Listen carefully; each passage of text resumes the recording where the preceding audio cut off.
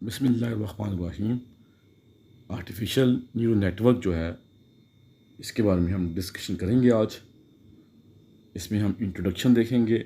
Second number पे what is a neural network. Third number पे mathematical model of a neuron, network architectures, training, commonly used activation functions, typical problem areas. First number पे हम देखते हैं कि हमारे पास brain जो है वो क्या होता है। A marvellous piece of architecture and design. सबसे जो मार्वलस पीस जो है उस वो हमारा ब्रेन है। In association with the nervous system it controls the life patterns, communications, interactions, growth and development of hundred of millions of life forms. यानी आप कह सकते हैं कि ये जो ब्रेन है ये आपका नर्वस सिस्टम से एसोसिएट करता है। बेसिकली ये लाइफ पैटर्न को कंट्रोल करता है। जितनी भी आप कम्युनिकेशन करते हैं ये सब इसकी मैनेजमेंट जो है वो नर्वस सिस्टम करता है। इंट्रैक्शंस आपने किसी से करनी है, कम्युनिकेशन करनी है, ग्रोथ जो होती है आपकी, और जो डेवलपमेंट है hundred of millions of life forms की, वो सब जो है आपका ब्रेन कर रहा होता है। इसमें स्टैटिस्टिक्स हम इन्वॉल्व हैं। There are about 10 to 10 14 nerve cells, यानी जिसे हम न्यूरॉन्स कहते हैं, in an adult human brain. जो आपका ह्यूमन ब्रेन है, अडल्ट ह्यूमन ब्रेन जो है, उसमें 10 से लेकर 10 14 नर्व सेल्स होते हैं जिसे हम न्यूरॉन्स कहते हैं। Neurons are highly connected with each other. Each nerve cell is connected to hundreds of thousands of other nerve cells. होता यह है कि जितने भी न्यूरॉन्स हैं वो सब आपस में कनेक्टेड होते हैं, लेकिन एक न्यूरॉन जो होता है वो हंड्रेड्स, यानी हम कह सकते हैं hundreds of thousands of other neuron cell से वो कनेक्टेड होता है। Passage of information between neurons is slow. जो इंफॉर्मेशन का पैसेज है न्यूरॉन्स के दरमियान वो स्लो होता है in comparison to transistor in an AC. अगर हम इंटीग्रेटेड सर्किट की बात करते हैं उसमें जो ट्रांजिस्टर के दरमियान जो कंपैरिजन हो रहा होता है उससे अगर कंपैरिजन करें उसकी निस्बत यहाँ पे स्लो है। It takes place in the form of electrochemical signals between two neurons in milliseconds. ये जो आपकी कम्युनिकेशन हो रही होती है दो न्यूरॉन्स के दरमियान, वो हम कह सकते हैं ये इलेक्ट्रो केमिकल सिग्नल्स की सूरत में हो रही होती है मिली सेकंड में। एनर्जी कंजम्पशन जो होती है पर न्यूरॉन जो होता है इज़ लो, अप्रोक्सीमेटली 10⁻⁻⁶ वाट जो है, इतनी एनर्जी जो है ये एक न्यूरॉन जो है कंज्यूम करता है। How do the actual neurons look like. ये देखिए आपको सामने डायग्राम नज़र आ रही है। ये आपका न्यूरॉन जो है इस तरह आपको नज़र आएगा।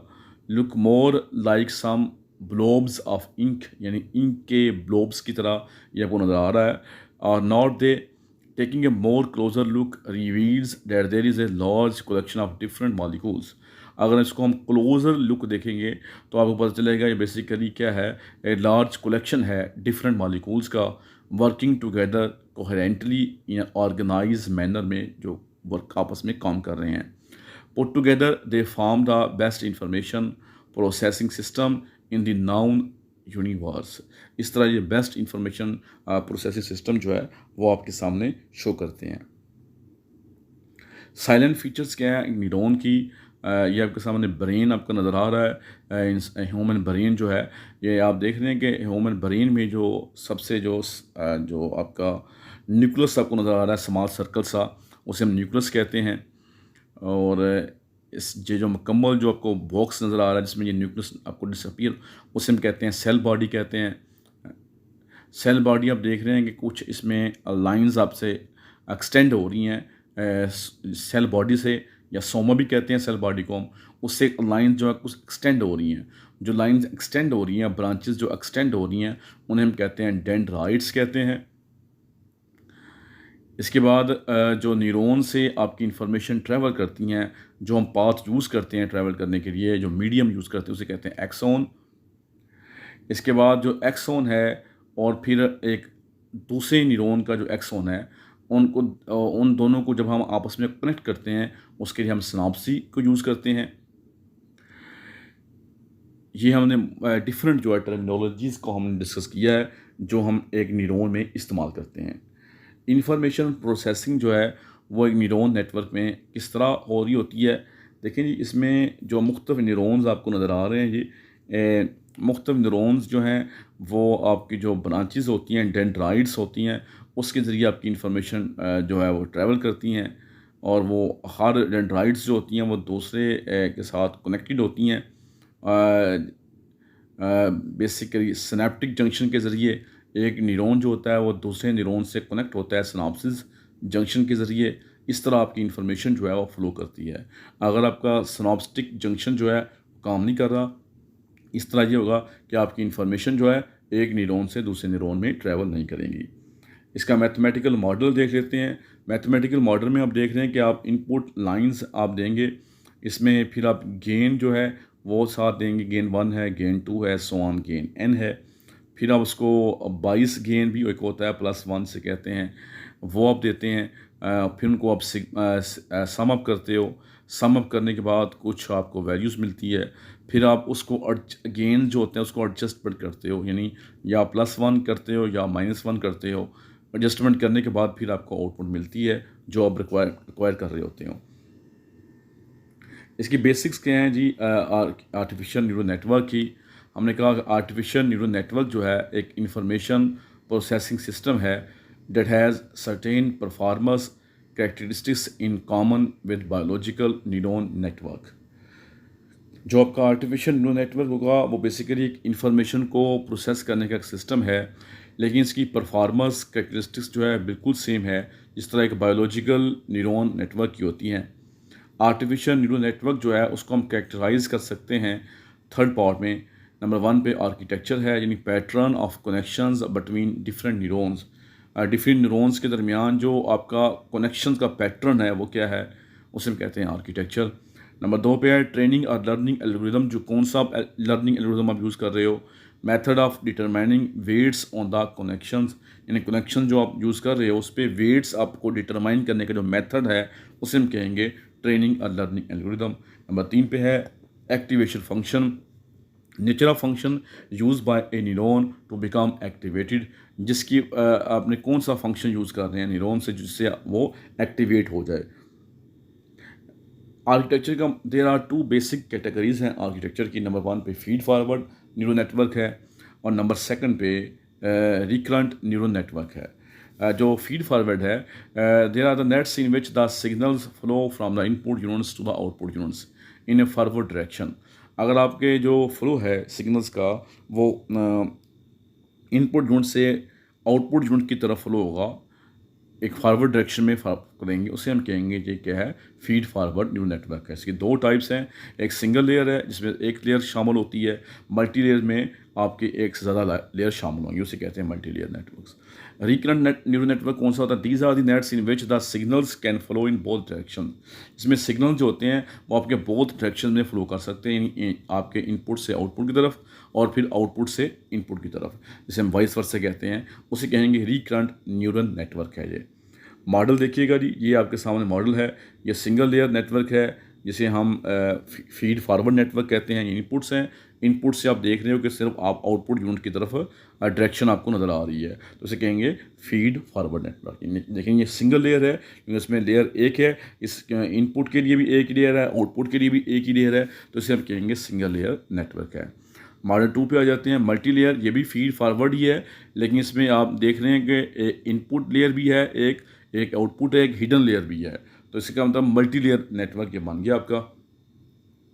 ये आप इसमें देख रहे हैं, ये बायोलॉजिकल न्यूरॉन्स में भी ये काम हो रहा होता है। ये आप डायग्राम देख रहे हैं, बायोलॉजिकल में भी इसी तरह आपको नज़र आ रहा होता है, मल्टीपल आपको न्यूरॉन जो हैं वो आपको नज़र आ रहे हैं। इसके बाद है जी नंबर 3 पे है रिकरेंट। रिकरेंट में क्या है कि आप हर जो है x1 से आप जो है आप देख रहे हैं कि x1 से उसी पे आप बैक भी जा रहे हो, और x1 जो है उससे आप जो है वो उसकी तरफ डायरेक्शन आपकी आ भी रही है और जा भी रही है, इन दोनों डायरेक्शन में आप मूव कर रहे हो। फॉरवर्ड डायरेक्शन में भी मूव कर रहे हो और बैकवर्ड डायरेक्शन में भी आप मूव कर रहे हो, इसे कहेंगे रिकरेंट नेटवर्क। ट्रेनिंग हमारी दो किस्म की होती है, एक सुपरवाइज लर्निंग है, एक अनसुपरवाइज लर्निंग है। जो सुपरवाइज लर्निंग है उसमें हम कह सकते हैं आउटपुट गिवन होती है, उसे हम कहते हैं सुपरवाइज लर्निंग है। जो कि अनसुपरवाइज ट्रेनिंग में जो आपकी है उसमें आउटपुट गिवन नहीं होती, यानी टारगेट वेक्टर जो है आपको स्पेसिफाइड नहीं होते इसमें, उसे कहेंगे ये अनसुपरवाइज लर्निंग है। कॉमन एक्टिवेशन फंक्शन हम कौन कौन से यूज़ करते हैं? नंबर 1 पे बाइनरी स्टेप फंक्शंस है, जिसे हम थ्री शोल्ड भी कहते हैं और हैवी साइड फंक्शन भी कहते हैं। इसमें क्या होता है कि अगर एक्स की वैल्यू जो है वो 0 से लेस है तो 0 रिजल्ट आएगा, अगर एक्स आपका ग्रेटर इक्वल है 0 से तब रिजल्ट 1 आएगा।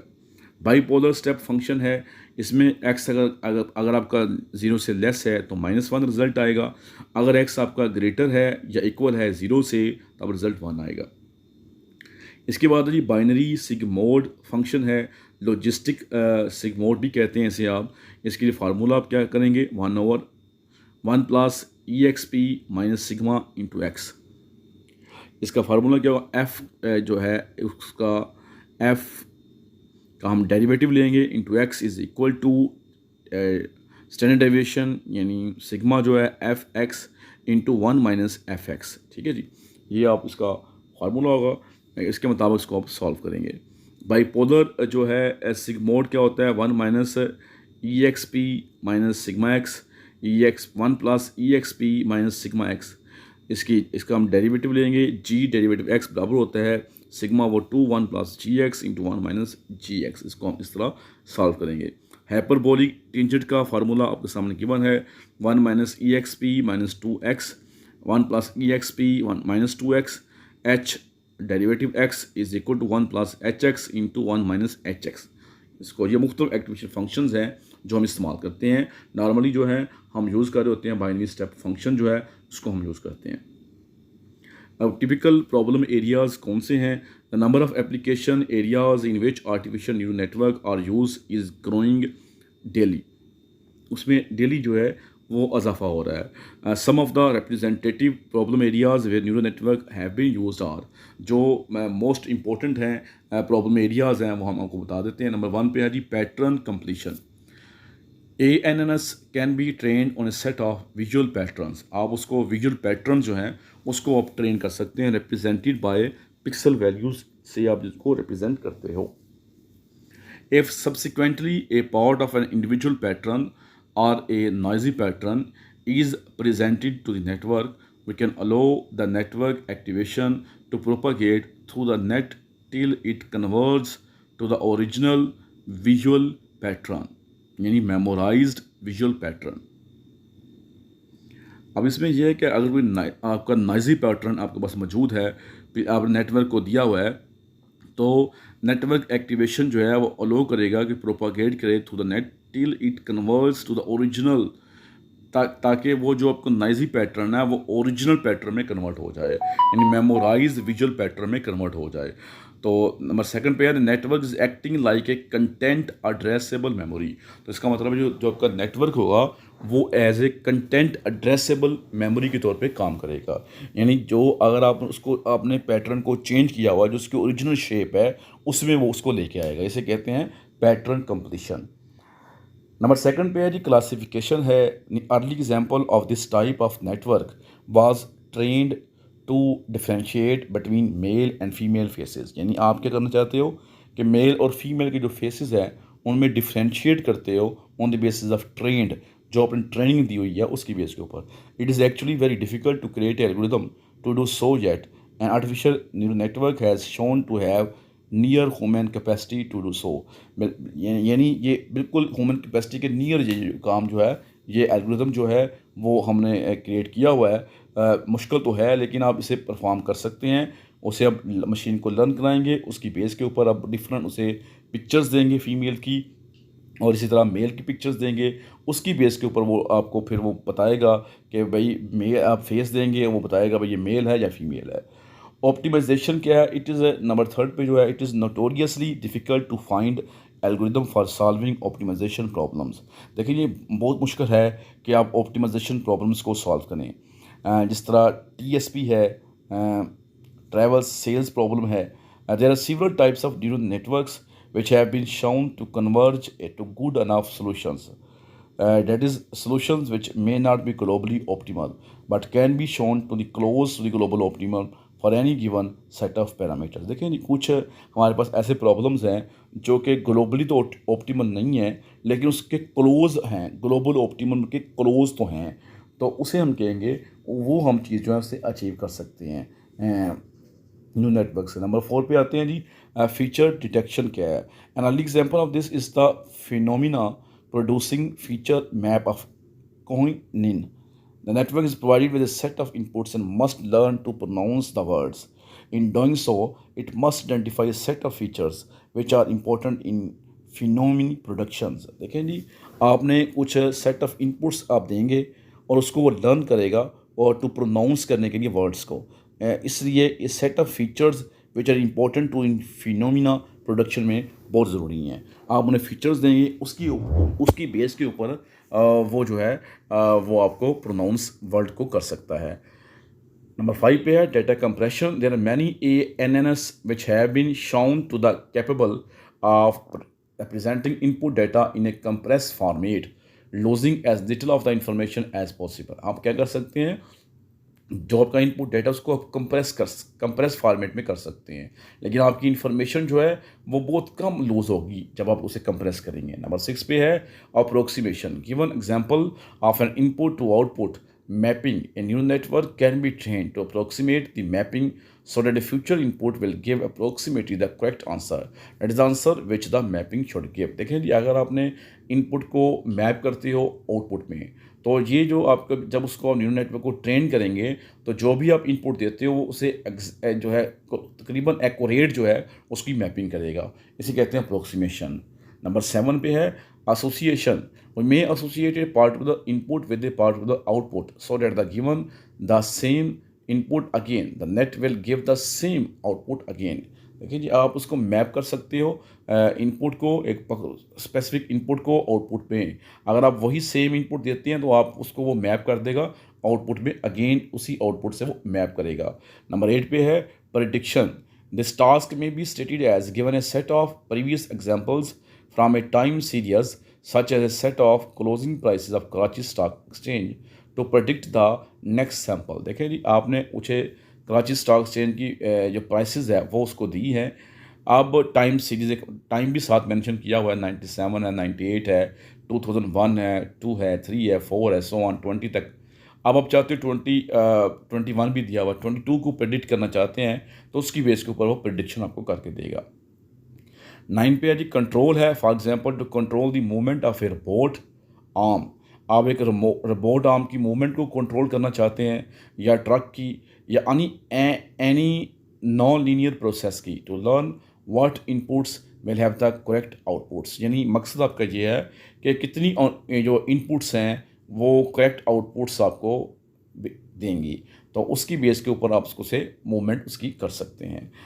तो That's it for today. Thanks for watching। अगर आपने अभी तक इस चैनल को सब्सक्राइब नहीं किया, प्लीज़ सब्सक्राइब इट।